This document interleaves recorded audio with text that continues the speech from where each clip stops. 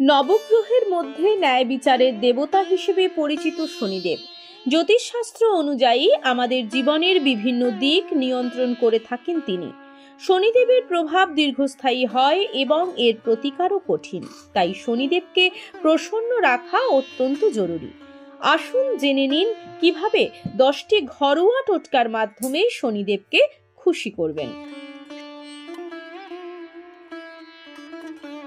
শনিদেবকে খুশি করার উপায়: প্রতি শনিবার নিয়মিত উপবাস করা উচিত।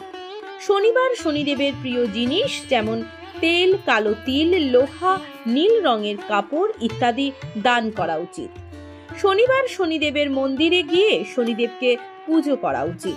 শনিবার নীল রঙের পোশাক পরা এবং নীল রঙের জিনিসপত্র ব্যবহার করা উচিত। সৎ এবং ন্যায়পরায়ণ জীবনযাপন শনিদেবের খুবই প্রিয়। অসহায়দের সাহায্য করা শনিদেবের প্রিয় কাজ। মিথ্যাবাদ ও প্রতারণা করা থেকে বিরত থাকা উচিত। অন্যায় আয় করা থেকে বিরত থাকা উচিত। সর্বদা শান্ত ও ধৈর্যশীল থাকা উচিত। কুকুর, গরু ইত্যাদি প্রাণীর প্রতি সহানুভূতিশীল হওয়া এবং সেবা করা উচিত।